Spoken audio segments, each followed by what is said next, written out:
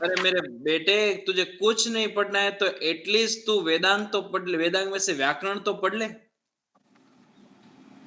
वो इसलिए कहते हैं क्योंकि व्याकरण है वो मूक है, बिना व्याकरण, मैंने कहा था कि शायद अब ज्योतिष, निरुक्त, छंद, उससे सब वो सब समझने के लिए भी सबसे पहले तो आपको व्याकरण ही पढ़ना पड़ेगा। तो सबसे पहले व्याकरण पढ़ने के बाद एक पिता अपने बेटे को कहते हैं, शिक्षा हो गया, कल्प हो गया, व्याकरण हो गया, आज निरुक्त, छंद और ज्योतिष भी हम खत्म कर लेंगे। देखिए, शिक्षा और व्याकरण दोनों सब्जेक्ट, वैसे निरुक्त भी आगे आएगा और छंद भी आएगा। ये सब वेदांग ऐसे है कि जो सीधा संस्कृत भाषा के साथ या तो संस्कृत वेदों के मंत्रों को प्रयोग के साथ जुड़े हैं, डायरेक्टली और इनडायरेक्टली। जैसे व्याकरण है तो मंत्र का अर्थ कैसे निकालना, या तो वो मंत्र का शब्द कौन सा शब्द है, या तो कौन सा शब्द का कैसे परिवर्तन करा, directly current connected to mantras. फिर आप शिक्षा की कहो तो how to pronounce that mantras, कि आपको उस मंत्र को कैसे उच्चारण करोगे, तो वो शिक्षा हमें सिखाएगी। फिर बात आएगी छंद की, तो formation of that mantras, those mantras, वो समझने के लिए हमें छंद पढ़ना पड़ेगा। Exact meaning of those mantras, those words, उनके लिए हमें निरुक्त पढ़ना पड़ेगा। लेकिन कल्प और ज्योतिष ये दोनों ऐसे अंग है कि उनका सीधा मंत्रों के साथ नहीं, वो मंत्र के प्रयोग के साथ जुड़े हुए हैं। वैसे कल्प में भी पूरी वेदांग, वेद विधि, सॉरी, यज्ञ वेदी का निर्माण करना, ये सारी बातें हमने की हुई है। अब रहा ज्योतिष।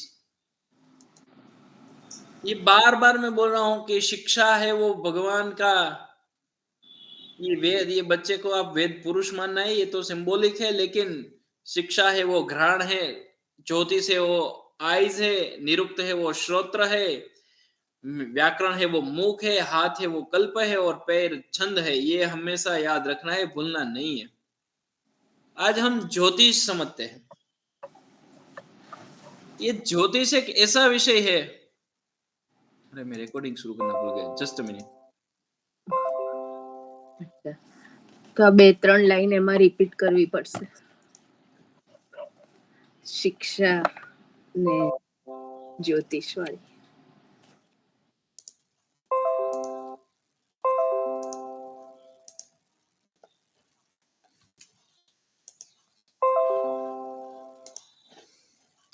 आप सभी को नमस्कार करते हुए आज हम वेदांग के लेक्चर का प्रारंभ करते हैं। देखिए, लास्ट हमारा लेक्चर था वो व्याकरण था। 6 वेदांग में से शिक्षा, कल्प, व्याकरण, निरुक्त और छंद और ज्योतिष, ये 6 वेदांग में से शिक्षा, कल्प, व्याकरण, निरुक्त और छंद सीधा ही, वैसे देखने जाए तो कल्प को आप दूर रख सकते हैं, लेकिन सीधा मंत्र के साथ जुड़े हुए 4 वेदांग है, ऐसा कोई प्रश्न नहीं आएगा, ये तो सिर्फ समझने के लिए। तो शिक्षा है वो सीधा कैसे मंत्रों का उच्चारण करना, व्याकरण कैसे उनका शब्द का निर्माण होता है, उन शब्द का कैसा अर्थ रहेगा वो निरुक्त बताएगा, मंत्र का कैसे फॉर्मेशन बताएगा छंद, और उस मंत्र का कहाँ पे प्रयोग करना वो कल्प बताएगा, लेकिन कब करना वो हमें ज्योतिष समझाएगा। वेदांत के ये 6 प्रमुख अंग जो हम आगे देख चुके हैं बहुत ही महत्वपूर्ण है। आज हम इसमें से ये वेद पुरुष की जो नेत्र है, जिनसे वेद की दृष्टि हम जिनको कहते हैं, ऐसे ज्योतिष में प्रवेश करते हैं। एक ऐसा सब्जेक्ट जो सबको अच्छा लगे, शायद ही कोई होगा जिनको ज्योतिष अच्छा नहीं लगता होगा। बाकी सबको जानना है कि मेरे बारे में क्या होगा, कोई बता दे मेरे बारे में, आप, मेरा फ्यूचर क्या होने वाला है, मुझे कब अच्छी जॉब मिलने वाली है, कब पैसा मिलने वाला है, कब मेरी शादी होने वाली है। आप देखिए कि ये तो सिर्फ जानने के लिए कि संस्कृत में बहुत सारे फील्ड है, लेकिन ऐसा कहना हो कि कोई एक ऐसा फील्ड जो सबसे ज्यादा पॉपुलर रहा हो, वो एक ऐसा फील्ड कि आज भी आफ्टर 1000 इयर्स, आज भी जिनकी डिमांड, जिनकी मार्केट वैल्यू हाई है, ऐसा एकमात्र संस्कृत का फील्ड है, वो है ज्योतिष। वैसे धीरे धीरे और भी है, ऐसा मना तो नहीं कर सकते कि नहीं है, लेकिन ज्योतिष की कुछ अलग ही बात है। आपको भी पता होगा कि ज्योतिष, हर बड़े बड़े पॉलिटिशियन होते हैं वो भी एक ज्योतिष के साथ जुड़े रहते हैं। तो इसके पीछे क्या कारण हो सकता है? पहले के टाइम पे जैसे एडवाइजर रहते थे, आज भी एडवाइजर होते हैं, वैसे ज्यादातर राज्यों में एडवाइजर के रूप में काम करने वाले पंडित थे जो ज्योतिषी थे। प्रधानमंत्री का मंडल रहता है, वो पूरी एडवाइस देते थे राजा को, लेकिन अवश्य एक पंडित रहते थे जिनको सभा पंडित कहा जाता था, या तो और बहुत सारी उपाधियां उनको दी जाती थी। वो अमात्य के रूप में या तो फिर सभा के पंडित के रूप में वो सबको अपनी एडवाइस देते थे। उसके पीछे सिर्फ उनका ज्ञान से दी हुई सलाह नहीं थी, उनके पीछे एक बहुत बड़ा विज्ञान था, वो था ज्योतिष विज्ञान। क्योंकि ज्योतिष विज्ञान को आधार बना के राजा को कहते थे कि अभी मत करो राजा। एक सिंपल एग्जांपल दूं, नाट्य शास्त्र का एक बहुत ही प्राचीन ग्रंथ आपको पता होगा कि जो भरत मुनि का नाट्य शास्त्र है। तो ये नाट्य शास्त्र में आप प्रवेश करोगे कि आगे का अध्याय आप पढ़ोगे तो आपको पता चलेगा कि एक नाट्य मंडप बनाना है, इट मीन्स आज का जो थिएटर है वो बनाना है। तो उनके पीछे राजा को कितनी जिम्मेदारी होती थी, और एक एक जगह पे पूजा करना, एक एक विधि बताई हुई है नाट्य शास्त्र में। सिर्फ सबसे पहले विजय स्तंभ का स्थापन होता है, तो वहां उस स्तंभ में क्या डालना, कब करना, कब नहीं करना, कौन से नक्षत्र में करना, कौन से नक्षत्र में नहीं करना, फिर भूमि को नापने के लिए जो रस्सी है उनको खींचना, वो यदि बीच में से टूटी तो फिर आगे क्या करना, यदि साइड में से वो टूट गई तो क्या करना, या तो हाथ से गिर गई तो क्या करना। इतना सारा विज्ञान भरा पड़ा है नाट्य शास्त्र में। देखिए ये सारा विषय है, इसके पीछे भी जो विज्ञान है वो ज्योतिष विज्ञान ही है। ज्योतिष एक ऐसा विषय है कि जिनका कनेक्शन बहुत सारे विषय के साथ जुड़ा हुआ है। आपको पता होगा कि हमने एक शायद गौरी जी वहां पे आए भी थे, हमने वो टेलिग्नोसिस के ऊपर किया, तो वो भी बेस्ड ऑन ज्योतिष ही है।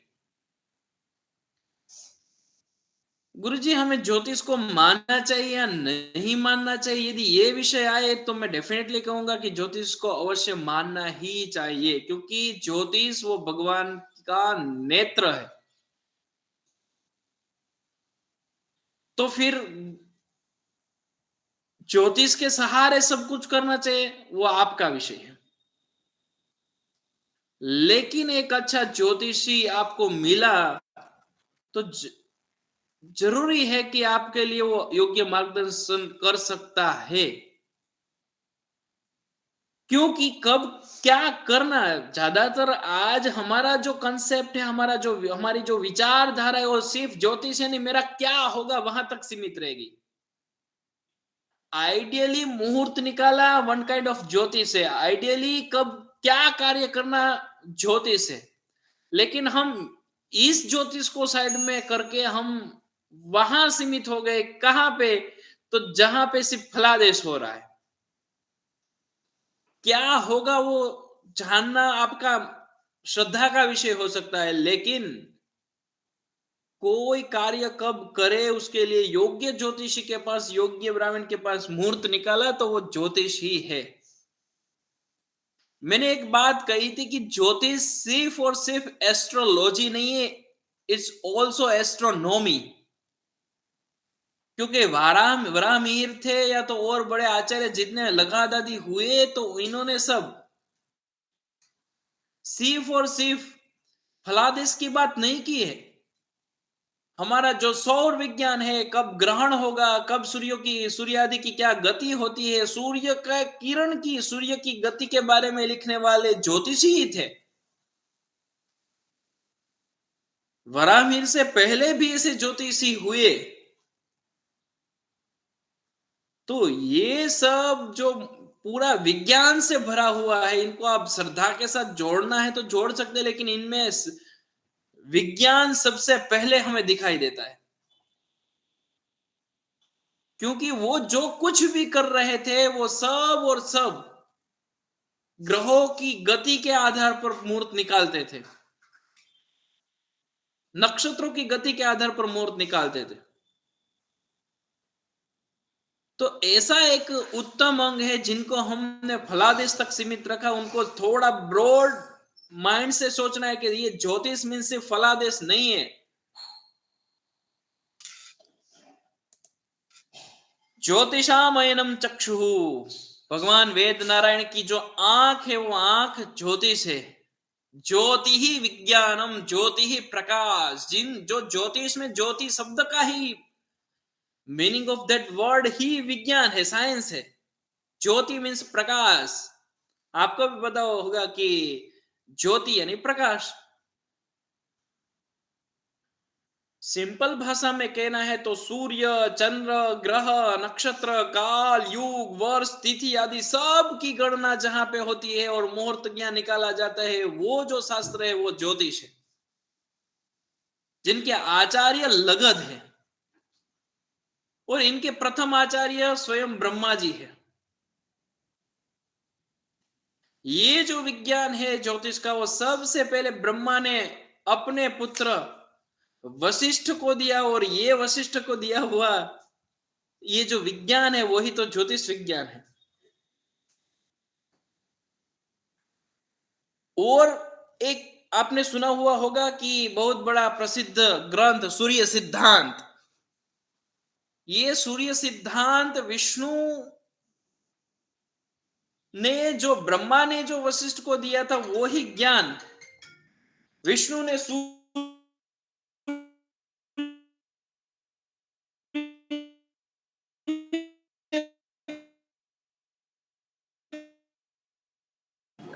સર ઓડિયો ગયું,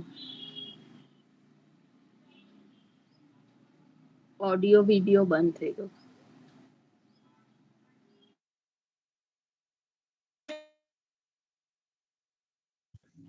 हाँ मैम, हाँ हाँ हाँ हाँ, ओके।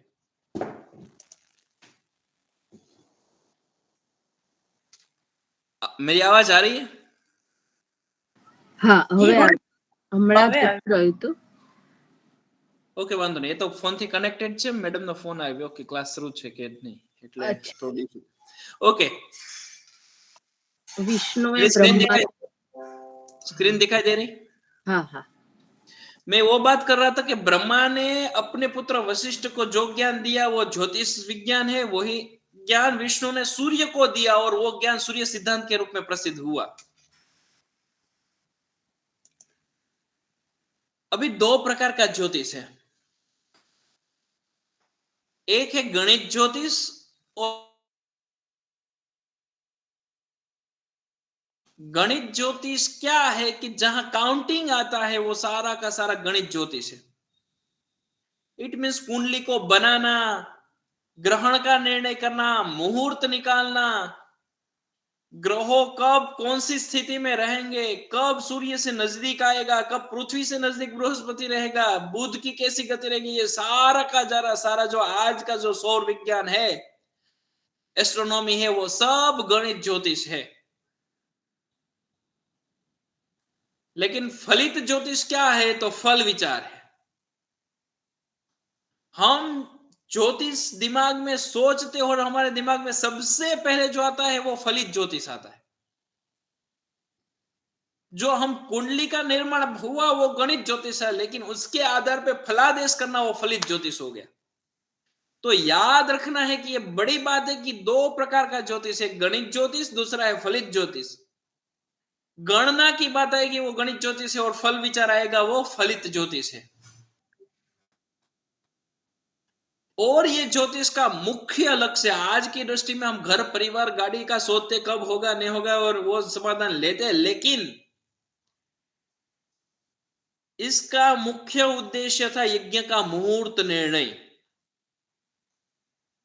यज्ञ का मुहूर्त क्यों निकालना है? क्योंकि अच्छे मुहूर्त में किया हुआ यज्ञ निर्विघ्नतया पूर्ण होता है। हम अभी एक बहुत बड़े अवसर में से गुजरे हैं। हमें पता होगा कि रामचंद्र जी का राम राज्य लौट रहा है, वैसे भगवान राम लौट रहे हैं अयोध्या में, और उसमें एक टाइम डिसाइड किया कि उस टाइम की उस 35-45 सेकंड में भगवान राम की प्रतिष्ठा करेंगे स्वयं देश के राजा नरेंद्र मोदी जी। तो वो जो 40 सेकंड या 45 सेकंड का जो निकाला था, वही तो मुहूर्त होता है।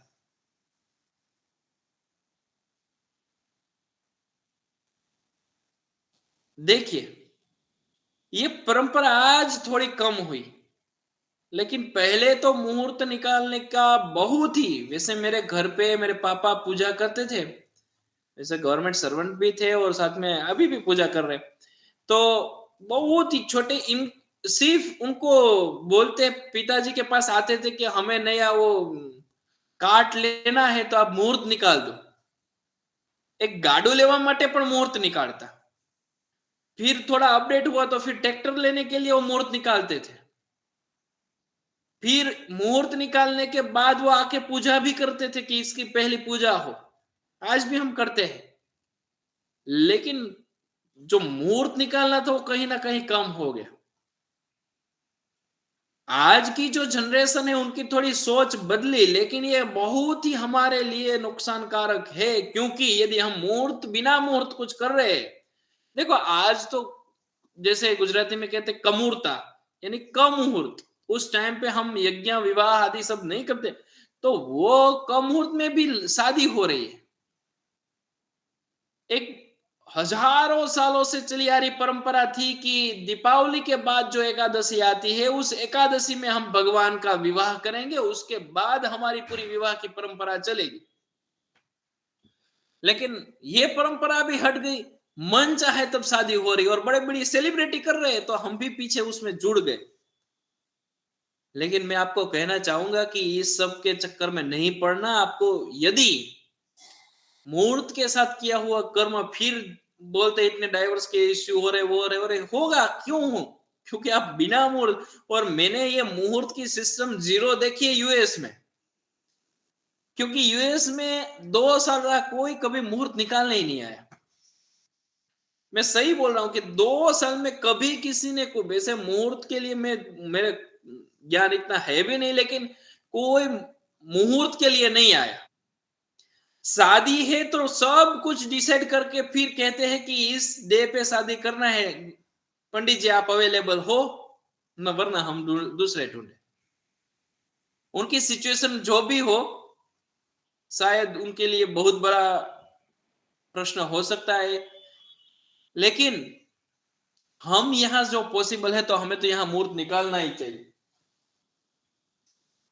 दूसरा इनके लिए कहा गया है कि काल विज्ञापन शास्त्रम।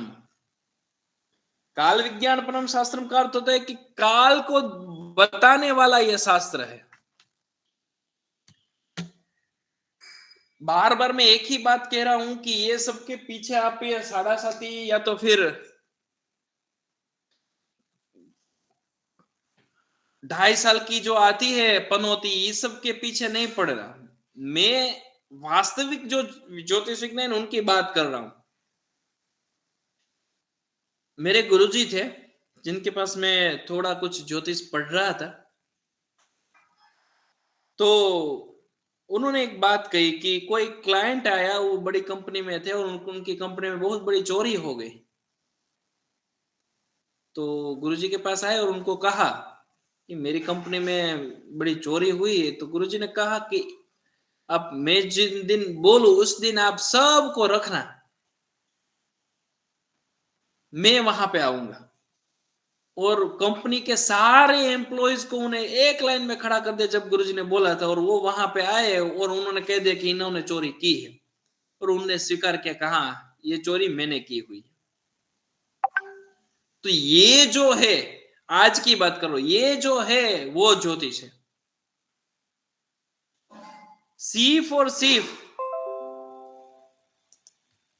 फलादेश तक नहीं, एक्यूरेट निर्णय तक पहुंच जाना, ये ज्योतिष है। और आज जो आप ज्योतिष देख रहे हैं ना, वो तो बहुत ही उनका छोटा स्वरूप है। पहले के टाइम पे ज्योतिष जो शास्त्र फैला हुआ था, तो इतना जबरदस्त फैला हुआ था कि एक बार निकाला हुआ मुहूर्त दुनिया की कोई ताकत उनको हटा नहीं सकती थी। ये ऐसे बहुत सारे एग्जांपल्स है। एक एग्जांपल मैं अभी देने वाला हूं। यहां तक कि एक बार उन्होंने देख के बोल दिया कि आज या तो 10 दिन बाद ग्रहण होगा, तो होगा होगा और होगा ही।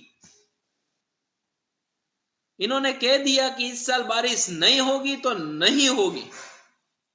ये सारा विषय ज्योतिष का ही है। बारिश होगी नहीं होगी, अतिवृष्टि होगी अनावृष्टि होगी, आपत्ति आएगी नहीं आएगी, ये सारे ज्योतिष के ही विषय है।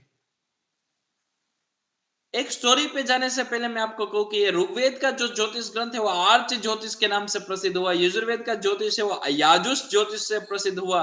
अथर्ववेद का ज्योतिष है वो अथर्वण ज्योतिष के नाम से प्रसिद्ध हुआ।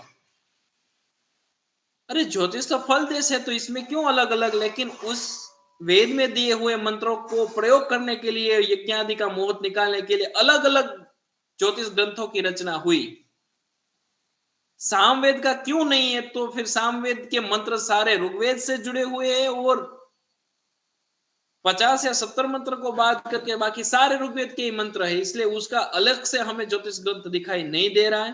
होगा नहीं होगा ऐसा तो नहीं कह सकते, लेकिन मिल नहीं रहा होगा। तो ऐसे आर्च ज्योतिष, याजुष ज्योतिष और अथर्वण ज्योतिष, ये 3 ज्योतिष ग्रंथ प्रसिद्ध हुए।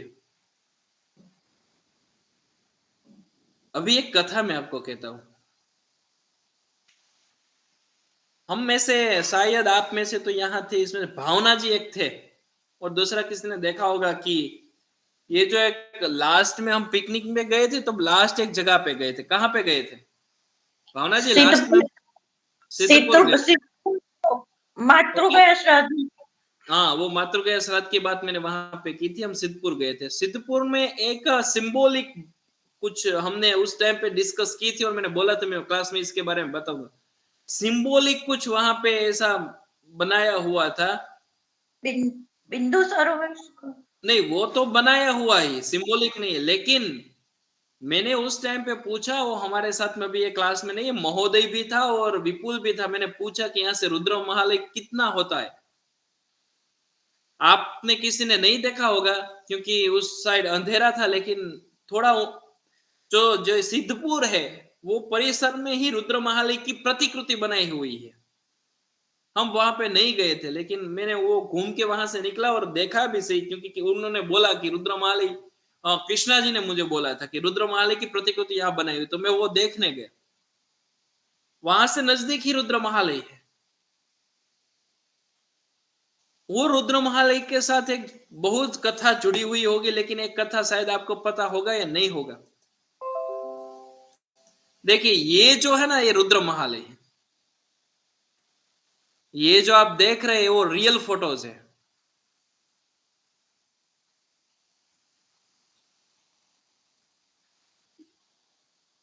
देखिए, ये जो आप ऐसी प्रतिकृति, इसकी प्रतिकृति वहां पे थी।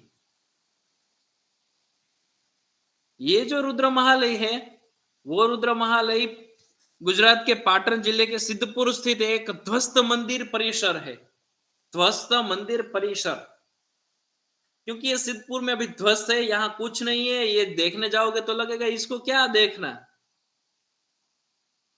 लेकिन ये इतिहास बहुत कुछ छुपा के बैठा है। आज जो ध्वस्त दिख रहा है वो एक दिन दुनिया में वो चमका हुआ था। इसका निर्माण 1943 में 10वीं शताब्दी में मूलराज सोलंकी, जो गुजरात के एक शासक रहे, उन्होंने आरंभ किया था। और 1140 12वीं शताब्दी में जयसिंह सिद्धराज ने इसको पूरा किया। करीब 200 साल या 150-200 साल लगे ये पूरा बनाने में। ये अभी तो जो दिख रहा है वो तो 2-5 महीने में बन सकता है, लेकिन बहुत बड़ा बनाया था। और इनको इस मंदिर को, ये पूरा जो रुद्र महालय था भगवान शिव का जो मंदिर, इस मंदिर को सबसे पहले अलाउद्दीन खिलजी ने तोड़ा और बाद में अहमद शाह पहला दिल्ली से आया था और सब तोड़ते तोड़ते तोड़ते वहां तक सिद्धपुर पाटन तक पहुंच गया था। आपको पता होगा ये सारी बातें, और किसी की घरवाली को उठा के ले गया, ये सारे बहुत लंबे विषय है, इतिहास आप देख लेना। राजा की रानी को उठा के ले गया था। देखिए यहां एक कथा ऐसी छुपी हुई है कि सबसे पहले मूलराज सोलंकी को ऐसा लगा कि मुझे दुनिया में मेरी कीर्ति हो जाए और मैं रहूं या न रहूं, हजारों सालों के बाद भी मूलराज सोलंकी का नाम अमर रहे, तो मैं क्या करूं। तो उन्होंने सोचा कि मैं एक रुद्र महालय बनाता हूं, और उनके लिए उन्होंने पंडित को बुलाया और पंडित को कहा कि मैं ऐसा एक 7 स्तर का, 7 माड़ दूं, मैं ऐसा 6 या 7 स्तर का रुद्र महालय बनाना चाहता हूं, आप मुझे मुहूर्त निकाल के दो। वो पंडित जी भी उस टाइम के थे, गजब के थे, और पंडितों ने इतना एक्यूरेट मुहूर्त निकाल के राजा को दिया कि इस टाइम पे सबसे पहली ईंट या इमारत या तो આપણે કહીએ તો ખીલી સૌથી પહેલા એમાં ખોડજો। मुझे पता नहीं है खिली को हिंदी में क्या कहते हैं, कोई मुझे हेल्प करेगा। खीती खीती તો એક જણા જોડે વેચવા ખીટી માટે આવ્યું છે ओके खीती। 500 કે 4 तो सबसे पहले खीती वहां पे डालना जमीन में, और यदि हमने निकाले हुए मुहूर्त में यदि आपने उस खीती को वहां पे डाल दिया तो सालों तक ही आपका रुद्र महालय वैसा का वैसा रहेगा।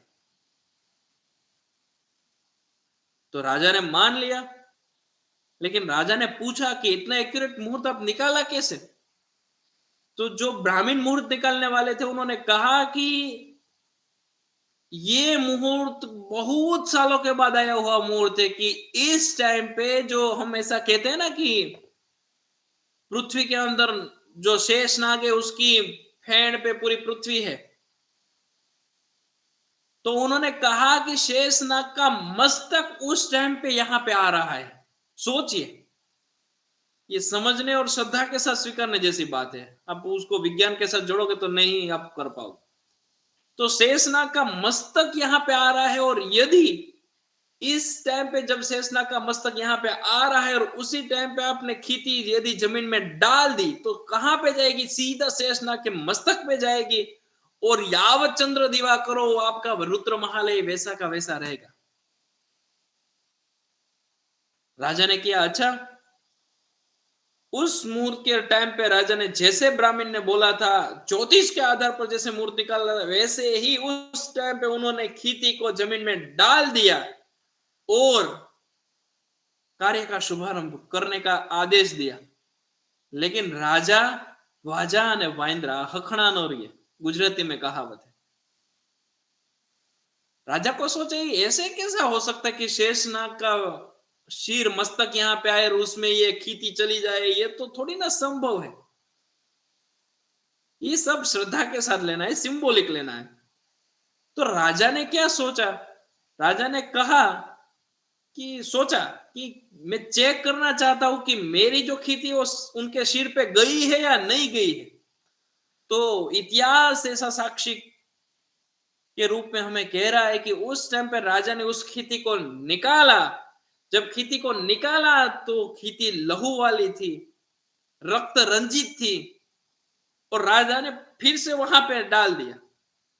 लेकिन ब्राह्मण ने कहा उस टाइम पे कि राजा, हमारे निकाले हुए ज्योतिष के आधार पर निकाले हुए मुहूर्त पे आपने संशय किया, लेकिन हम खेद के साथ कहना चाहते हैं कि अभी शेषनाग यहां से निकल गया।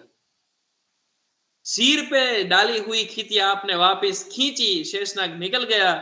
अभी आप रुद्र महालय भव्याति भव्य बनाओ, लेकिन वो यावत चंद्र नहीं रहेगा।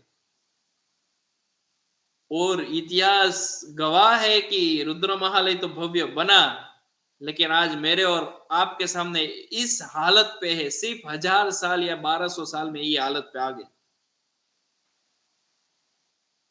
कहने का मतलब है कि ये ताकत होती है। ये तो मैं एक ही एग्जांपल, ऐसे तो बहुत एग्जांपल है ज्योतिष शास्त्र के। बोला मीन्स हुआ ही।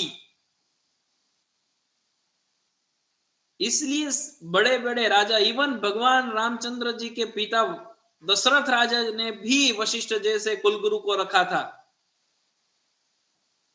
इवन बड़े बड़े राजा भी रखते थे परामर्श के लिए और मुहूर्त के लिए।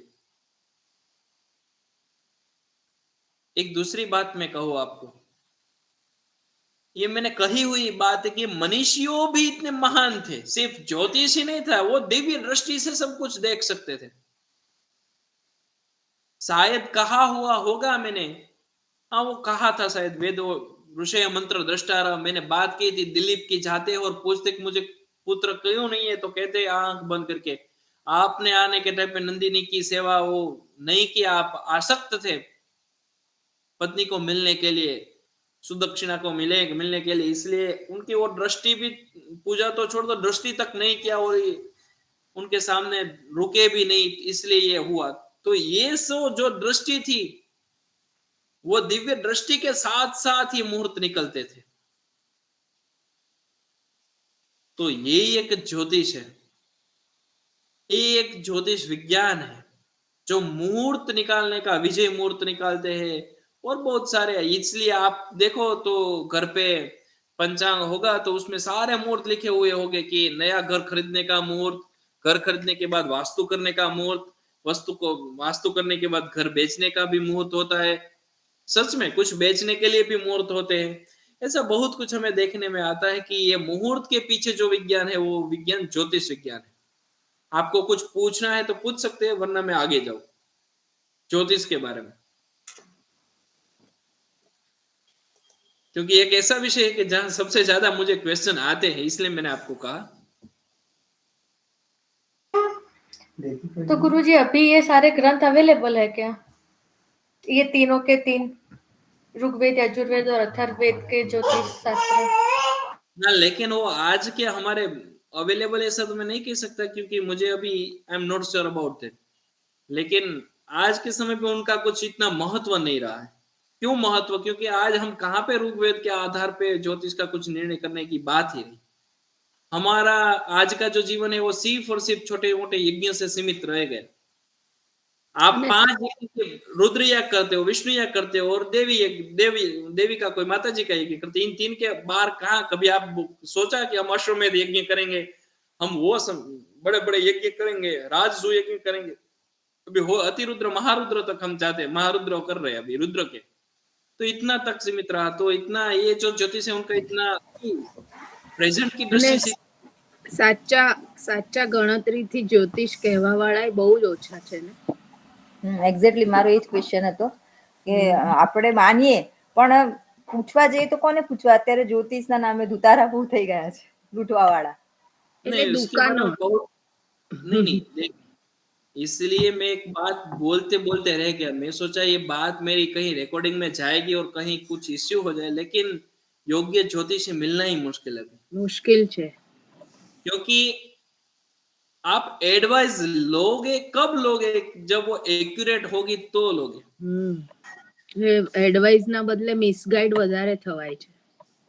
हाँ, वो इसलिए हो रहा है कि आपके लिए कोई योग्य ज्योतिषी नहीं मिल रहा है। और दूसरी बात ये है कि ज्योतिष का, मेरी दृष्टि में बोल रहा हूँ, वो मेरा अंगत विषय है, ज्यादा शेयर करने जैसी बात नहीं, लेकिन ज्योतिष का उपयोग मुहूर्त तक सीमित रखना।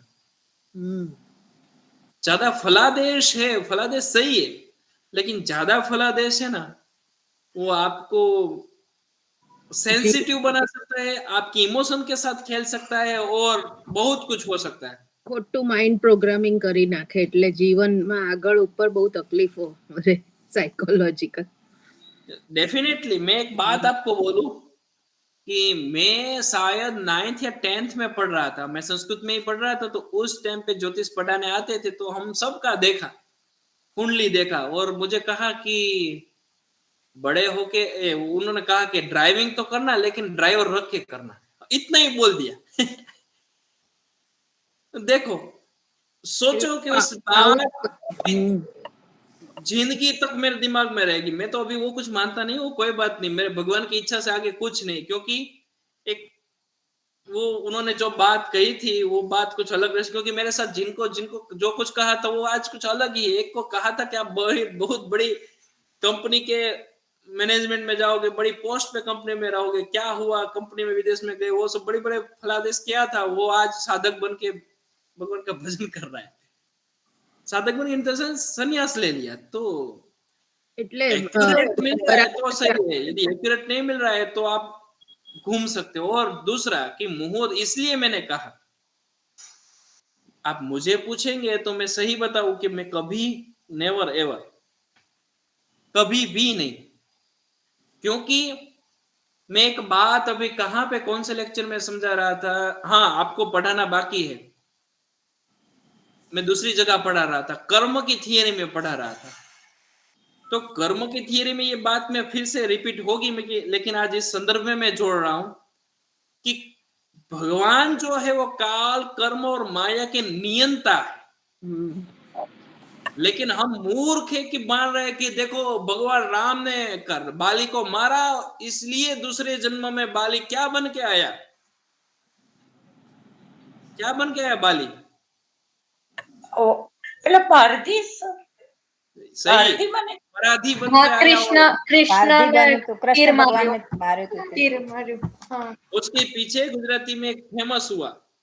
ये विषय को मैंने इतना डिटेल में उनको बोला और समझाया कि आप इसके पीछे मत पढ़ो, क्योंकि इसके पीछे बहुत एक भजन भी फेमस हो कि विधि ना लखिया लेख ललाटे साचा थाय, कि जो भी लिखा हुआ होगा तो वो सही होगा ही, क्योंकि भगवान राम ने मारा तो वो ही निमित्त बना। लेकिन वो भगवत तत्व कभी काल कर्म के नियंता है, वो कभी उसमें बद हो गए तो हमें फल देने वाला और रहा कौन? ઉપનિષદ ગંગામાં આ સ્ટોરી એક છે. ત્યાં એક દીકરીના લગ્ન થવાના હતા, એના પિતાજી જ્યોતિષ હતા. એને મુહૂર્ત ખબર હતી કે આ મુહૂર્તમાં મેરેજ થશે તો જ થશે આના લગ્ન, બાકી મેં આજીવન જોયું તો કુંવારી રહે. એપિસોડ. પણ જો એના નસીબમાં લગ્નનું હતું જ નહીં, એમણે બધી જ તૈયારી કરીને રાખી હતી, તો એ પેલું પાણીમાં પોતાનું પ્રતિબિંબ જોવા જાય છે, એને કંઈક પેલું યંત્ર પાણીમાં બનાવીને રાખ્યું હતું જ્યોતિષીએ કે આ એક્ઝેક્ટલી આ પાત્ર આટલું ભરાય ને એ જ વખતે એને લગ્ન કરવાના, તો જ એના લગ્ન થશે.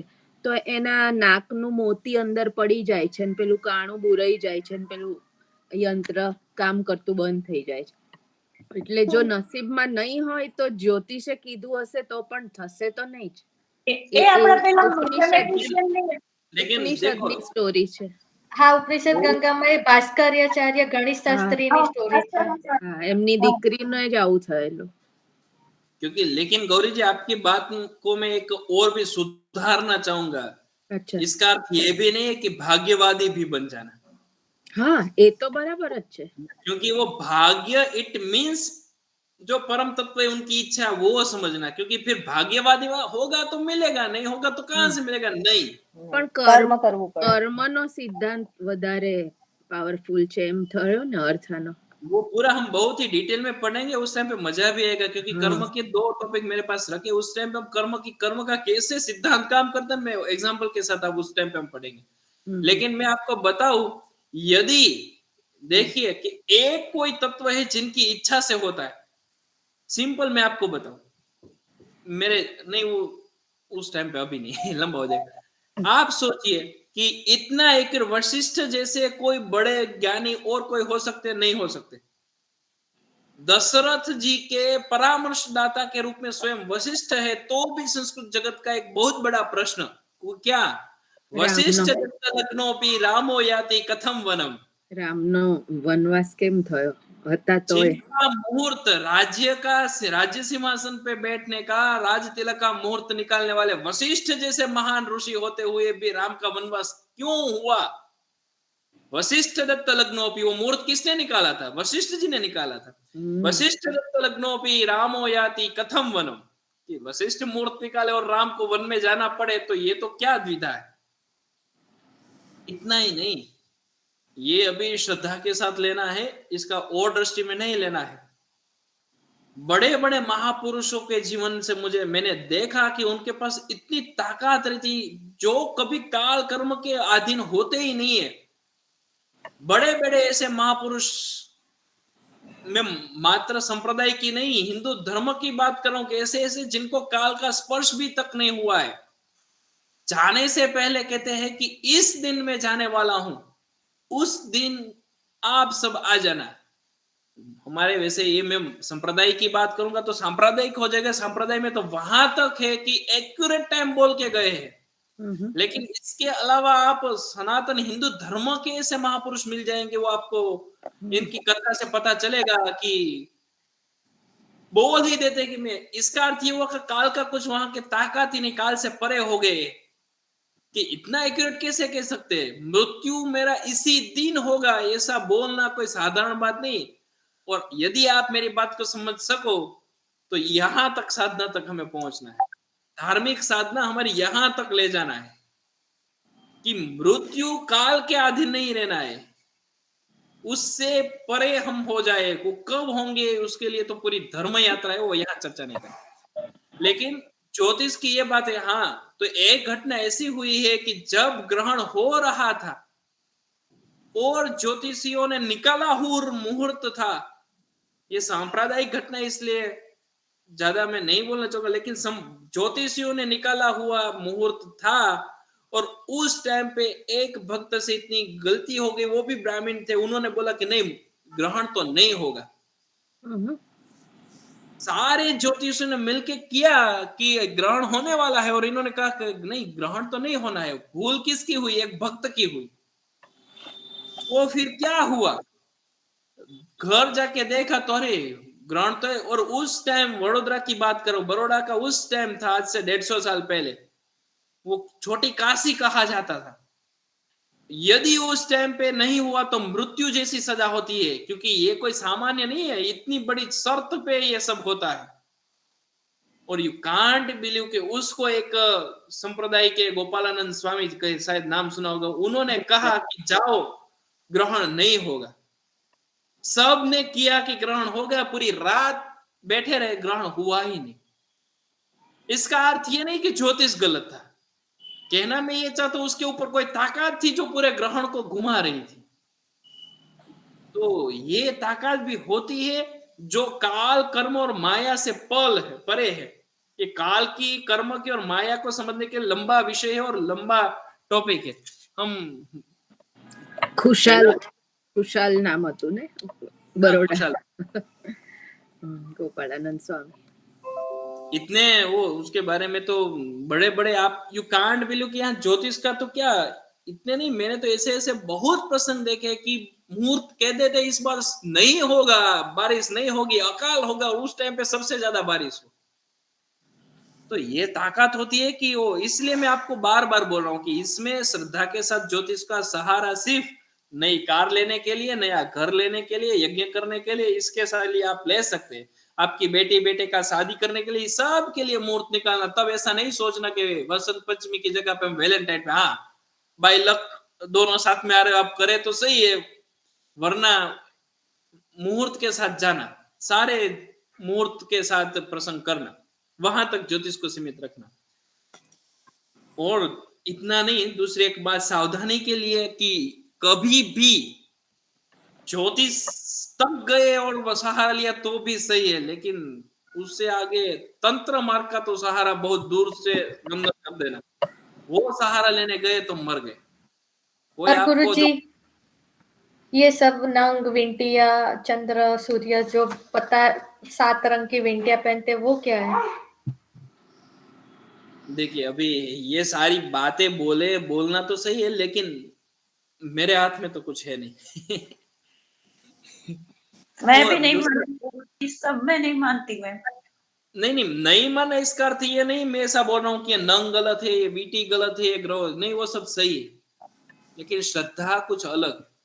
मैं एक स्टोरी बोलूंगा, उसमें आप समझ लेना कि जब आप कोई राजा के साथ जुड़े हो, ये हमारी एक परंपरा है, उसमें आप समझ जाओगे कि जब कोई राजा के साथ जुड़े हो तब आप सबके लिए इतना सम्मान देने की जरूरत शायद न रहे। इसका अर्थ इसका ऐसा नहीं है कि उनका अपमान करना, लेकिन मुझे ऐसा लग रहा है कि जब परब्रह्म परमात्मा भगवान कृष्ण हमारे आराध्य है, भगवान शिव हमारे आराध्य है, क्योंकि कोई भी ब्रह्मांड होगा उनके संचालक ग्रह आदि देवता होते, और उसके ऊपर एक एक ब्रह्मांड में ब्रह्मा विष्णु महेश होते, उसके ऊपर विराट नारायण की बात वेद हमें करता है। तो आप ऐसा जो मानेंगे कि कर्म ही सब कर रहा है तो उनका सब कर्म ही कर रहा है, ऐसा मानेंगे कि ग्रहों की कृपा से ही सब कुछ हो रहा है, उनका सब ग्रहों की कृपा से ही हो रहा है, ऐसा मान रहे हैं कि जो मेरे परब्रह्म परमात्मा विराट नारायण है या तो ब्रह्मा विष्णु महेश की जैसी इच्छा होगी होगा, तो उनको उनकी इच्छा से सब हो रहा है। इसलिए आपकी श्रद्धा है कि आप उसमें कितना तक जाओ, ये तो कैसे सोचोगे, लेकिन वो गलत तो नहीं है। हर लोगों की अलग अलग श्रद्धा हो सकती है, आप ऐसा नहीं कह सकते कोई ये वीटी पहना ये तो फिर ये सब गलत है, नहीं गलत नहीं, वो तो ज्योतिषी है। और लेकिन जब आप जुड़ ही गए हो बड़े के साथ तो फिर जरूरत नहीं है कि वहां इतना करने की, ये इसमें समझ लो।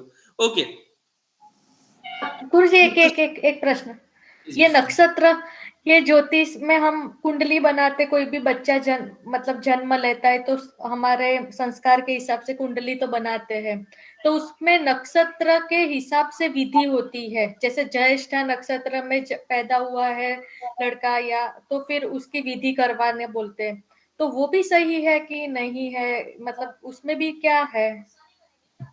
वही बात वही मुझे रिपीट करनी पड़ेगी, आप समझ लो वो आपकी श्रद्धा का विषय, क्योंकि मैं ऐसा ये मैं क्योंकि भगवान रामचंद्र के या कृष्णचंद्र जी जब प्रकट हुए तब भी ये सारे मुहूर्त ये सब कुंडली विज्ञान, इवन स्वामीनारायण भगवान भी जन्म हुआ तो उनका भी उस टाइम पे भी कुंडली विज्ञान था ही और कुंडली बनाई हुई आज भी मिलती है।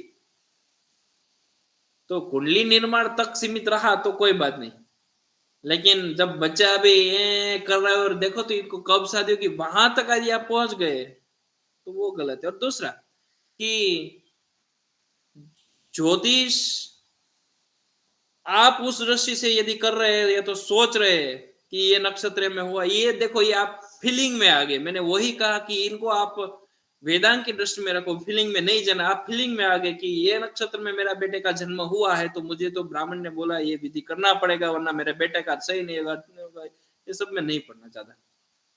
एक ही मिनट। हाँ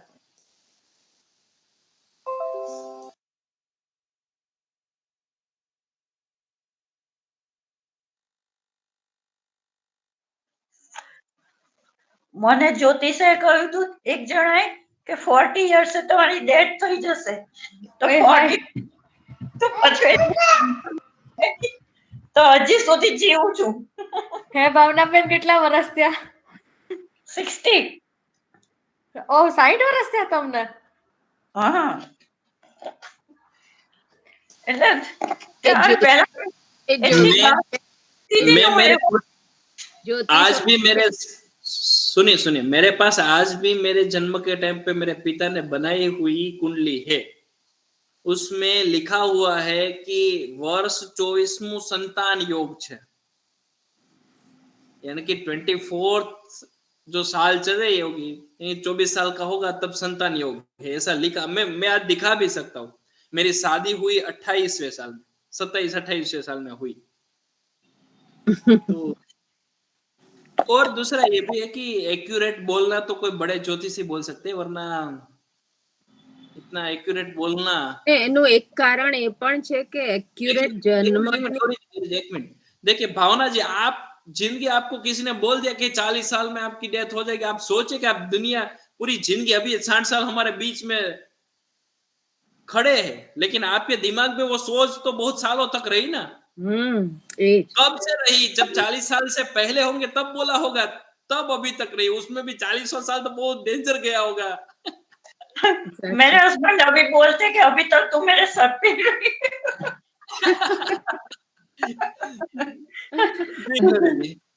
અને જન્મનો સમય પણ એક્ઝેક્ટ ક્યાં નોટ થાય છે, એની ઉપર જ હોય છે ને કુંડળી ને બધું, તો એ એક્ઝેક્ટ તો હોતો જ નથી। दूसरी बात, आपको दिमाग में नहीं हो ऐसी बात को, इस विषय के ऊपर एक बहुत बड़ी लंबी डिबेट चलती।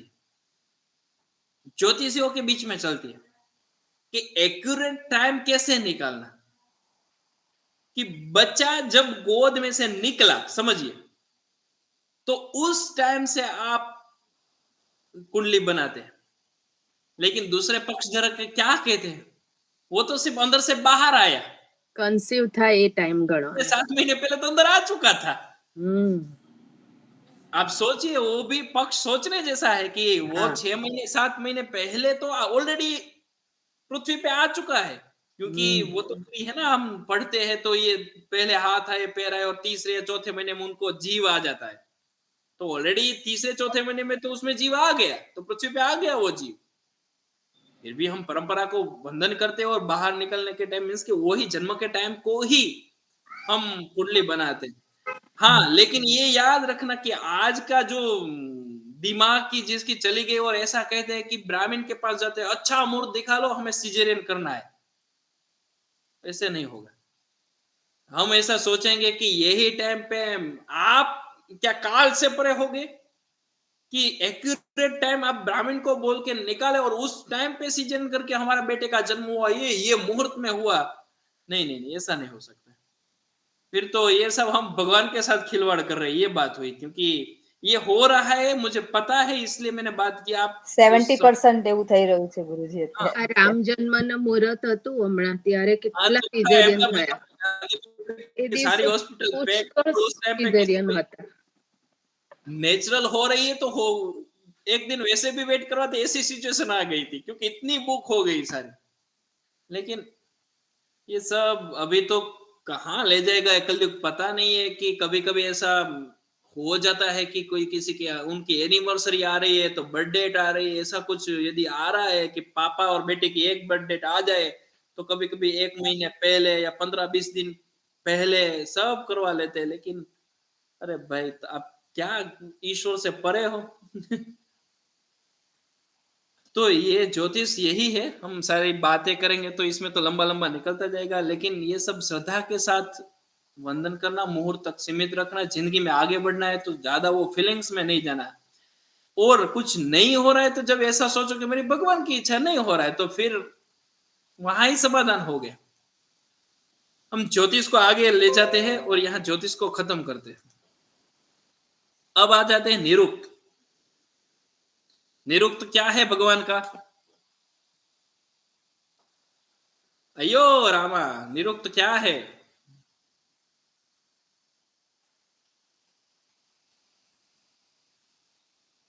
निरुक्त क्या कान है? कान कान कान कान कान कान कान। निरुक्त है वो भगवान वेद नारायण के कर्ण है।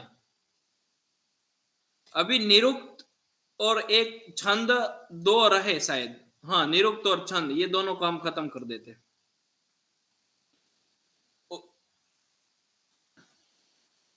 अर्थावबोधे निरपेक्षतया पदजातम यत्रोक्तम तद निरुक्तम निशेष रूपेण कथितम निरुक्तम इति उच्यते। कार्यम वेदानम आंतरिक स्वरूपोद्घाटनम गद्य भाष्य शैल्याम विरचितम इदम वेदांगम। शृणोतु, किंचित संस्कृत भाषायां शृणोतु। षट् वेदांगानि भवन्तः जानन्ति एव। वेदांगानि कति? षट्। षट्सु वेदांगेषु पंच वेदांगानि सूत्रशैल्यां विरचितानि। व्याकरणं सूत्रशैल्यां, कल्प सूत्रशैल्यां, ज्योतिषं सूत्रशैल्यां, छंद सूत्रशैल्यां। ग्रंथ रचनायाः एका शैली वर्तते, सा शैली सूत्रशैली अस्ति। यथा ऐ ऊन् ऋ लुक् ए ओङ् एतानि सर्वाणि सूत्राणि, अतः व्याकरणं सूत्रशैल्यां विरचितम् अस्ति। कल्प वेदांगमपि सूत्रशैल्यां विरचितम् अस्ति। छंद वेदांगमपि सूत्रशैल्यां विरचितम् अस्ति। परंतु एकमात्र वेदांगम, एकमेव वेदांगम अस्ति, तत् वेदांगम सूत्रशैल्यां नास्ति। निरुक्तम वेदांगम भाष्यशैल्यां विरचितम् अस्ति। अस्तु तरी हिंदी में आ जाओ, वरना फिर 6 वेदांग में से 5 वेदांग ऐसे हैं जो सूत्र शैली में लिखे गए हैं, लेकिन एक वेदांग ऐसा है जो भाष्य शैली में लिखा गया है, वो है निरुक्त। भाष्य क्या है, ये प्रश्न दिमाग में रखना, क्योंकि ये हमारे कोर्स में है और नेक्स्ट लेक्चर में सब आ जाएगा। नेक्स्ट नहीं, आफ्टर दूसरे लेक्चर के बाद ये आ जाएगा। तो भाष्य क्या है उस टाइम पे हम समझेंगे, लेकिन उस शैली में, इट मींस गद्य की लंबा व्याख्यान, अभी समझ लीजिए, भाष्य मींस लंबा व्याख्यान। एक ही श्लोक लिखा है, कर्मण्येवाधिकारस्ते मा फलेषु कदाचन मा कर्मफल हेतुर्भुः मा ते संगोस्त्व कर्मणि। इस श्लोक के ऊपर श्रीधराचार्य ने या तो और आचार्यों ने 3-4 पेज लिख दिया, तो ये हो गया उनका भाष्य। और वो गद्य शैली में लिखा जाता है। 3 टाइप का साहित्य होता है, गद्य, पद्य और चंपू। गद्य यानी आपको पता है, पद्य यानी जिनको हम गान कर सकते हैं, काव्यात्मक, वो पद्य है। और चंपू जहां पे गद्य भी होगा और पद्य भी होगा, मिश्रित स्वरूप है, वो चंपू है। तो अर्थावबोधे निरपेक्षतया, अभी निरुक्त क्या है वो हम समझते हैं।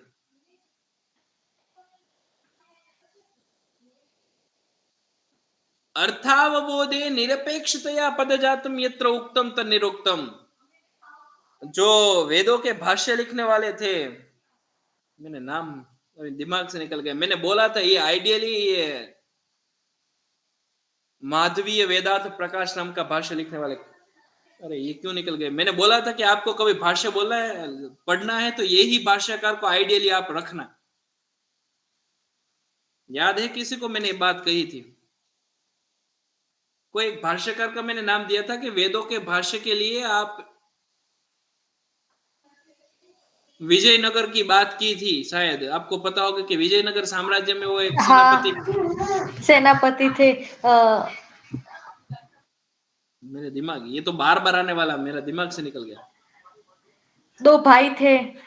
हाँ वही और बड़ा भाई छोटा माधव भाई था, उनके नाम माधव। हाँ, कितना बड़ा नाम डेली आता है, और आज ऐसे निकला तो निकला। एक में शांति नहीं मिलेगी।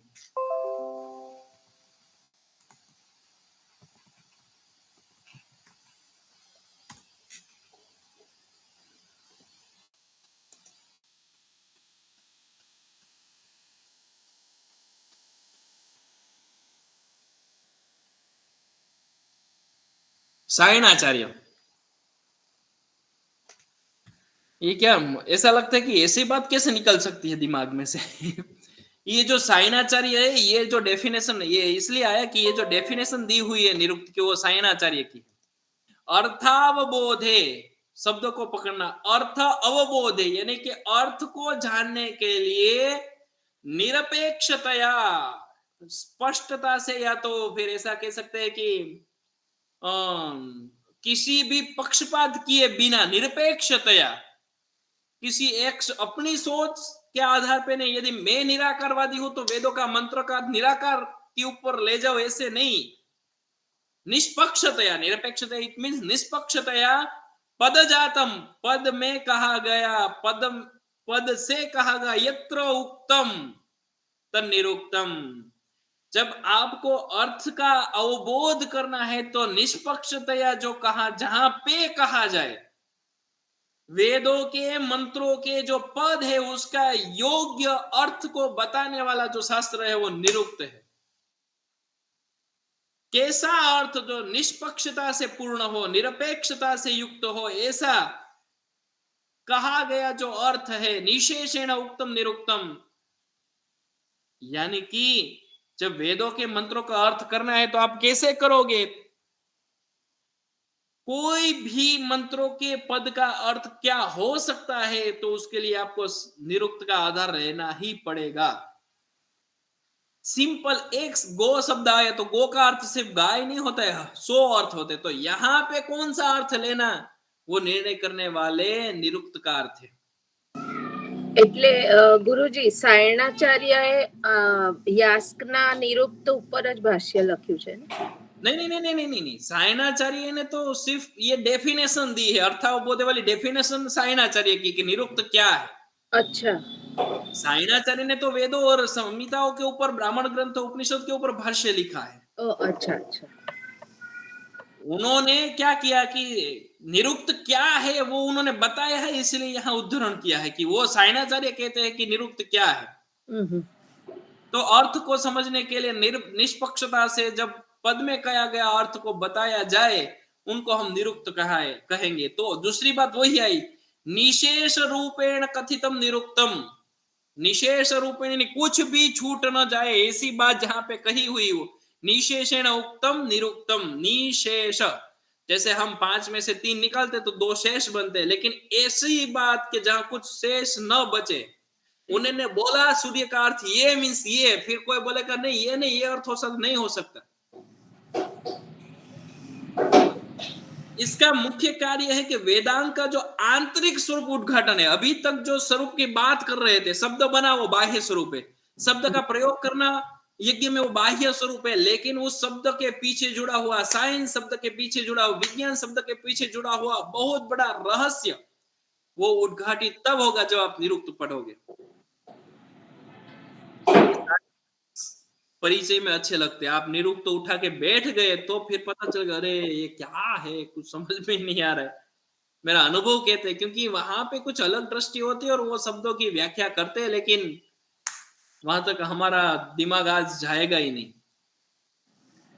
तो वेद के मंत्रों का जो आंतरिक स्वरूप है, उस आंतरिक स्वरूप को उद्घाटित करने वाला जो शास्त्र है या वो वेदांग है, उनको हम निरुक्त कहेंगे।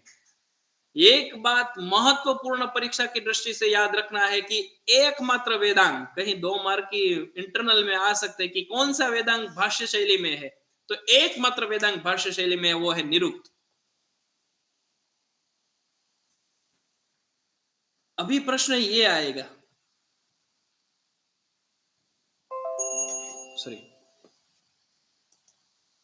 अभी प्रश्न ये आएगा कि भाष्य कब होगा, भाष्य कब लिखा जाएगा, कि कुछ मूल होगा तो ना। हम बोलते हैं कि इन्होंने गीता जी के ऊपर भाष्य लिखा, लेकिन भाष्य कब लिखा, जब गीता जी थी तो भाष्य लिखा ना। तो निरुक्त है वो भाष्य शैली में लिखा गया, ये बात आई तो हमारे दिमाग में प्रश्न आना चाहिए कि वो भाष्य शैली में कैसे हो सकता है। इसका अर्थ ये हुआ कि वो निरुक्त भी किसी और ग्रंथ के ऊपर लिखा गया है। एग्जैक्टली निरुक्त भाष्य शैली में लिखा गया है, तो वो किसका भाष्य है, तो निघंटु नाम का ग्रंथ है, उनका भाष्य है, वो निरुक्त है। ये महत्वपूर्ण विषय है, आपको याद रखना है कि निघंटु नाम का जो ग्रंथ है उनके ऊपर भाष्य लिखा, वो भाष्य ही निरुक्त बन गया, जो वेदों का एक अंग माना जाता है, और उसके रचयिता है यास्क। तो फिर निघंटु के रचयिता कौन है, तो ये अभी किसी के समझ में नहीं आ रहा है कि निघंटु के रचयिता कौन है। लेकिन अलग अलग ऐसा कहा जाता है कि महाभारत के आधार पे 1-2 नाम मिलते हैं कि इन्होंने, वाचस्पति जी कुछ नाम मिलता है कि इन्होंने निघंटु की रचना की, लेकिन श्योरिटी नहीं है कि निघंटु के रचयिता कौन रहे होंगे। तो निघंटु तो गुरुजी निघंटु में क्या है, निघंटु में क्या है? वो ही जो आप देखिए, कर्मण्यवाधिकार का मैं उदाहरण इसलिए दिया कि वो तो एक श्लोक आ गया, फिर 3 पेज तक जाएगा तो किसके ऊपर जाएगा, तो कर्मण्यवाधिकार के ऊपर जाएगा। तो ये यास्क ने जो निघंटु के ऊपर भाष्य लिखा, उन्होंने व्याख्या की, उनका वैज्ञानिक, ये आप भाष्य समझोगे तब पता चला कि बहुत ही गूढ़ात्मक दृष्टि से प्रतिपादन होगा कहां पे, तो निघंटु में। उनका भाष्य में विस्तार हमें निरुक्त में मिलता है, लेकिन अभी तो वो भी समझ में नहीं आता। પણ એ નિઘંટુ અવેલેબલ છે ખરું? ये सारे प्रश्न अभी देखना, क्योंकि आज मैंने भी, हम निरुक्त पढ़ते पढ़ते आए, लेकिन ये तो मेरे दिमाग में भी कभी नहीं आया कि निघंटु है या नहीं है। हाँ, અને એ હશે સૂત્ર શૈલીમાં જ, આ ભાષ્ય શૈલીમાં છે, પણ નિઘંટુ તો સૂત્રમાં निघंटु का एक बात सही है कि निघंटु को वेदांग में स्थान नहीं मिला, स्थान मिला तो निरुक्त को मिला। એટલે અવેલેબલ नहीं જ હોય, क्योंकि निघंटु को वेदांग नहीं, देखिए मैंने नीचे एक बात लिखी हुई है, there were 14 Nirukta granthas according to Durgacharya, Durgavritti commentary writer of Nirukta. However, there is currently just one available, hence it should be regarded as a Vedant. हमारा प्रश्न का जवाब यहाँ ही है। फिर भी निघंटु की कहीं प्रत मिली है नहीं मिली इसके बारे में देखेंगे, लेकिन ये अभी ये दुर्गाचार्य आए, उन्होंने आके निरुक्त के ऊपर वृत्ति लिखी, निघंटु इनके ऊपर निरुक्त, इनके ऊपर लिखी गई वृत्ति दुर्ग वृत्ति जो दुर्गाचार्य लिखी। तो दुर्गाचार्य जी कहते हैं कि एक नहीं ऐसे तो 14 निरुक्त ग्रंथ है, और वो 14 निरुक्त ग्रंथ में से आज केवल ये अवेलेबल हो रहा है, इसलिए हमें इनको ही वेदांग मानना पड़ेगा। तो ऐसे 14 निरुक्त ग्रंथ कौन से थे, कहां गए, क्या हुआ, वो सब अभी तो कहां कौन इतिहास देखने जाएंगे। मेरे दिमाग में एक પણ યાસ્કનું જ પ્રચલિત છે ને નિરુક્ત તો અત્યારે. हाँ, तो यास का प्रचलित है, इट मीन्स निरुक्त के रचयिता ही यास्क है। બરાબર. ભાષ્ય हाँ, નિઘંટુ પર ભાષ્ય લખ્યું એ हाँ, નિરુક્ત. तो निरुक्त आएगा तो यास की आएंगे, क्योंकि और यास की खुद की रचना है निरुक्त। मेरे दिमाग में अभी एक सोच चल रही थी, मैं एक बुक पढ़ रहा था, तो उस बुक के अंदर मोर देन 100 ऋषि के नाम आए, मोर देन 100। तो मुझे दिमाग में ये आया कि इतने महर्षियों के नाम है, तो हमें तो 5, 7, 10 मैक्सिमम पता है। भरद्वाज का विमान शास्त्र ये है, तो कहीं ना कहीं तो जिनके नाम मिल रहे तो उनके कहीं काम कहीं तो होगा। क्या काम हम प्रैक्टिकल बेस पे नहीं, मैं लिटरेचर रिव्यू की दृष्टि से मैं बोल रहा हूं कि कुछ ऐसा किया जाए कि एटलीस्ट 5 या 7 मिनट या 10 मिनट का वीडियो बनाया जाए। ये तो मेरे दिमाग में ये सोच है कि एटलीस्ट 10 मिनट का, हमें इस यूट्यूब से पैसा नहीं कमाना, लेकिन एटलीस्ट ऐसा कुछ किया जाए कि सारे ऋषियों के कार्य हजारों साल तक रहे, या तो कुछ आगे की पीढ़ी को यदि जानना है कि हमारे ऋषि मुनि कौन कौन थे। अभी मैं सिर्फ आपको इतना बताऊं कि गालव ऋषि का क्या योगदान है, तो संस्कृत जगत में भी किसी को पता नहीं होगा कौन गालव थे। हमें तो ऐसे 5-7 महर्षि के नाम मिलते हैं, लेकिन 100 से ज्यादा नाम मेरे पास आए, तो मुझे ये मन में आया, कहीं से संकल्प तो हुआ है, लेकिन कब होगा नहीं होगा वो भगवान की इच्छा फलीभूत। लेकिन लगा कि ये हमारे महर्षि है, हमारे इनके हम सब वंशज है, तो एटलीस्ट छोटी से छोटी बुक तो ऐसी बननी चाहिए कि, क्योंकि आज देखिए कि कहीं ऐसी बुक भी नहीं जहां ऋषियों का सारे का परिचय हो। भारत के महान ऋषियों के ऊपर आपको बुक मिल जाएगी, लेकिन वो 10 या 15 जैसे कणाद है, या तो फिर बड़े बड़े जो पिंगल आदि जो थे, या तो जिन्होंने बड़े बड़े दर्शन दिए, या तो बड़े बड़े ये वेदांत के आचार्य रहे, उनका परिचय मिलता है। वो 15 के बाद में जो बचे जो 80-90 नाम मिलते हैं, उनका कुछ नहीं पता हमें। देखते हैं, तो ये कहां से मैं इसमें चला गया। तो ये ऐसे 14 निरुक्तकार थे, और मैंने व्याकरण के टाइम पे ऐसा कहा था, ये आपको पता है कि वो इंद्र का व्याकरण था, ये बात मैंने कही थी। तो जी गुरुजी, क्या हाँ कही थी ना, वो समुद्र के पैर की बात कही थी? नहीं वो नहीं कही थी सर, इतना बताया था माहेश्वर सूत्र और इंद्र ने रचना की ना, वो व्याकरण की बात कही थी, इंद्र की तो नहीं, इंद्र का व्याकरण आप सोचिए, पानी ने, मैंने शायद कहा था कि समुद्र का पानी आएगा तो जितना पानी आता है उतना व्याकरण महर्षि पाणिनि का है, ये कुछ बात कही थी। मैं बोल रहा हूँ व्याकरण का भी तो अलग है। નથી કહ્યું, એ તો પેલું પાણીની વાળું જ કહી હતી વાર્તા। देखो, पाणिनि के पहले भी बहुत व्याकरण थे, वो 5-10 से शुरू करके 85 व्याकरण तक के नाम मिलते हैं कि इतने व्याकरण थे। ऐसा कहा जाता है कि इंद्र का व्याकरण था, चंद्र का था, काश कृष्ण का था, इंद्रम चांद्रम काश कृष्णम आपिशलम साकटायनम, ये सब के व्याकरण था। और इंद्र का व्याकरण तो इतना बड़ा है, इतना बड़ा है। पहले मैंने आपको समझा दिया, वो पाणिनि का व्याकरण है, वो तो मैंने आपको समझा दिया क्या है कैसे है। लेकिन एक बात आप सोचे कि इंद्र के व्याकरण के लिए ऐसा कहा जाता है कि इतना बड़ा है, हम पाणिनि के व्याकरण के ऐसा कहते पार नहीं जा सकते। पाणिनि के व्याकरण कितना 4000 सूत्रों को भी हम दिमाग में नहीं डाल सकते, इतना बड़ा पाणिनि का व्याकरण। लेकिन जब कंपैरिजन की बात आएगी कि पाणिनि और इंद्र की, तो जो खूर होता है, आपको पता होगा खूर यानी कि उसका जो पैर होते हैं, तो गाय का जो पैर, उनके नीचे जो खरी, આપણે ગુજરાતીમાં કહીએ છીએ, ખરી. हाँ खरी, तो समझिए कि एक समुद्र है और समुद्र के किनारे पे यदि ऐसे गाय या अश्व या तो फिर वो महिषी किसी की खरी गाय की रखते, यदि गो का जो पाद है वो वहां पे पड़ा तो क्या आएगा, तो ऐसी कुछ फुटप्रिंट वहां पे हो जाएगी। तो उस फुटप्रिंट में क्या होगा कि समुद्र में जब पानी आएगा, लहर आएगी, तो उसमें पानी भर जाएगा। जस्ट इमेजिन के लिए, ये शास्त्र का उदाहरण मेरा नहीं है। तो समुद्र के किनारे पे जो एक गाय की, चारों पैर नहीं, एक पैर की जो फुटप्रिंट है, उनमें जितना पानी आया वो पाणिनि का व्याकरण है। और इससे हजारों हजारों गुना पानी तो समुद्र में है, इतना इंद्र का व्याकरण है। सोचिए कि समुद्र का जितना पानी है वो इंद्र का व्याकरण है, उसका एक गो के पाद की प्रतिकृति में पैर की जो छाप है उसमें आया हुआ पानी जितना पाणिनि का व्याकरण है। इसलिए एक बात कही थी, आप भूल गए कि उन्होंने क्या किया कि ब्रह्मा इंद्राय दिव्यम वर्ष सहस्त्रम, ब्रह्मा ने इंद्र को 1000 साल तक पढ़ाया, तथापि नान्तं जगाम। ये महाभाष्यकार पतंजलि लिखते हैं कि ब्रह्मा इंद्र को व्याकरण पढ़ाने बैठे 1000 साल तक, ब्रह्मा का 1000 साल, हमारा नहीं, उनके 100 साल में तो हमारे हजारों हजारों साल चले जाते।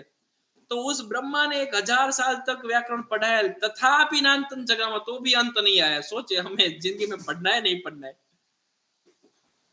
तो इतना बड़ा व्याकरण है। तो ये बहुत निरुक्तकार रहे होंगे, 14 निरुक्तकार की बात आती है, लेकिन सॉरी ऐसे 14, हाँ निरुक्तकार की बात आती है, लेकिन ये कात्यायन का, सॉरी यास का निरुक्त है वो फेमस हो गया, ये बात कहना चाहता था। लेकिन यहाँ आपने जो प्रश्न पूछा, मेरे दिमाग में अभी नया प्रश्न का जन्म हुआ, वो ये है कि निरुक्त मीन्स यास, तो फिर 14 निरुक्त ग्रंथ कैसे हो गए? वो सोचने जैसी बात, क्योंकि निघंटु का भाष्य निरुक्त हुआ, वो यास के द्वारा लिखा हुआ है। तो और 14 निरुक्त ग्रंथ थे, तो उनके कोई रचयिता होंगे, तो इट मीन्स ऐसा होगा कि निरुक्त है वो भी बहुत होंगे। लेकिन आज हमारे पास यास का मिल रहा है, तो हमने उनको निरुक्त मान लिया और वेदांग में स्थान दे दिया। इतना नहीं, स्वयं पाणिनि जी से भी प्राचीन निरुक्त है, पाणिनि के व्याकरण से प्राचीन ये निरुक्त है। महाभारत के शांति पर्व में निरुक्तकार के रूप में यास का उल्लेख प्राप्त होता है। निरुक्ति, व्युत्पत्ति, जो शास्त्र व्युत्पत्ति बताएगा वो उनको हम निरुक्त के रूप में मान। व्युत्पत्ति का अर्थ है कि उस शब्द का ऐसी व्याख्यान करना कि उसमें से कुछ नया अर्थ निकल के सामने आए। और निरुक्त और व्याकरण के बीच में एक बहुत ही पतली भेद रेखा है,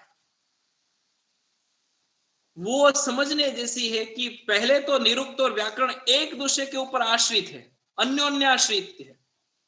निरुक्त को व्याकरण की जरूरत है और व्याकरण को निरुक्त की जरूरत है। लेकिन पतली जो भेद रेखा है वो क्या है?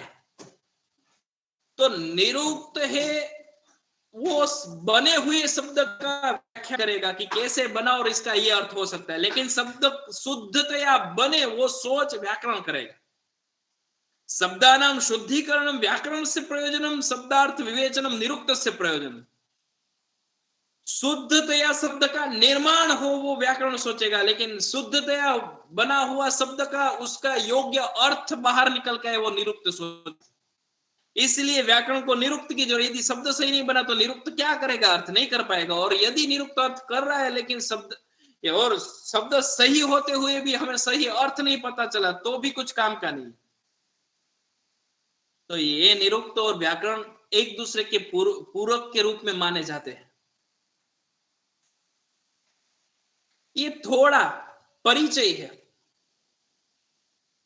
कि निरुक्त टोटल 12 अध्याय है, उसमें 2 परिशिष्ट है, मिला के 14 अध्याय है और 3 कांड में बटा हुआ ये पूरा शास्त्र है। निरुक्ति त्रीणी कांडानी, 3 कांड है।